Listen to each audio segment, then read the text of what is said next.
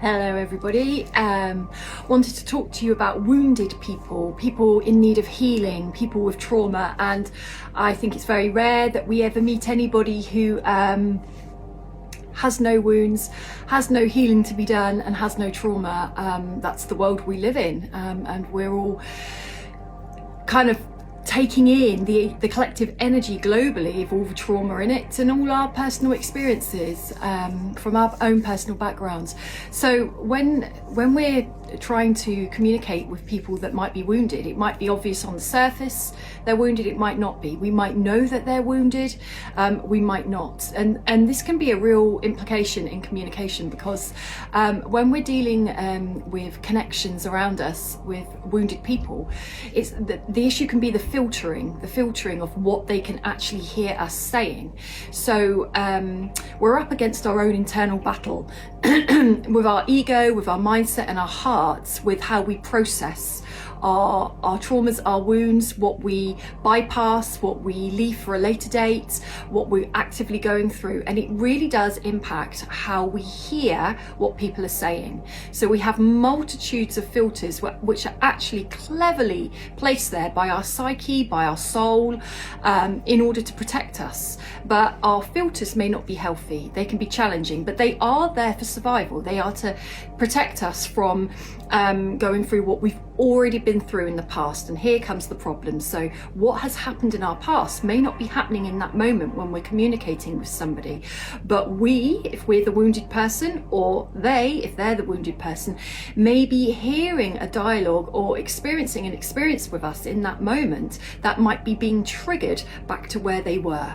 So they may not be present. And the problem with our filters, that are our defense mechanisms to protect us from being hurt again, those filters come in between us and the person we're communicating with, and it can, a bit like Chinese whispers, really distort what we're hearing or what they're hearing. And what might be being said might be very different to what's being received and heard by the person we're communicating with that might be wounded, or what we're expressing might be coming from a triggered, wounded place in response to something somebody said that might be very, very innocent, but for us, we've gone somewhere. What do we do with this? So a lot of dysfunction in relationships and friendships and all kinds of kinships can be because of these very distortions. Some can be very subtle and unconscious, and some can be quite blatant, but we're still in that pocket of tremendous energy that can be painful, that can be scary. So one aspect with trying to work with people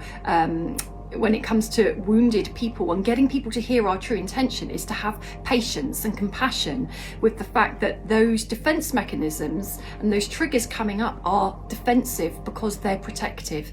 And the person who is coming through with these triggers and these filters that may not be hearing what we're saying clearly or from where we're coming from, that is survival. That is a survival mechanism, and as frustrating as it might be for some people, it is there as a safety. So we can't rip down those defense mechanisms because they've been perfectly placed for a reason.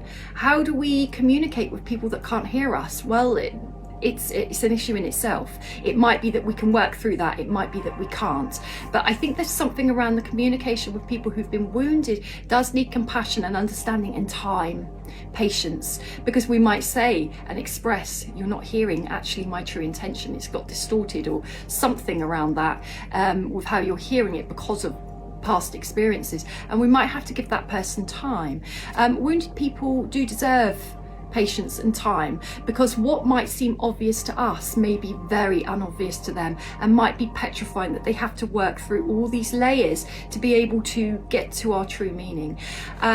We live in a world of unhealed people, and we live in a world of very distorted information, and it is, personally, whether we're wounded or not, it is our own filters that completely decide what we're hearing and what we're not hearing. But understand that in communication, which is a huge thing. It's only our spoken word that delivers a very small amount of true meaning. It's our body language, it's our expressions, it's our energy that actually interpret and receive and hear and deliver a lot more information. So we're working on many different cylinders all at once, but communication is massively important, and patience with people that are traumatized also. It doesn't mean that we're too lenient and we let people off the hook for bad behaviors because they're traumatized. But if we have deeper understanding at depth, I think all of us can afford to maybe work on connections, relationships, friendships, kinships that we might sever. And it's a sad thing, because actually if we worked a little bit more with what's going on here, what help do we need? We might be able to salvage a lot more connections, because we have painfully high rates of divorce, particularly here in the UK, ridiculously high, actually more divorces really typically than actually connections that sustain, and usually it's communication that is the biggest downfall. So, you know, are we really hearing what we're hearing? Are we hearing somebody's truth, and what's in the way of it? Enjoy. Take care, everybody.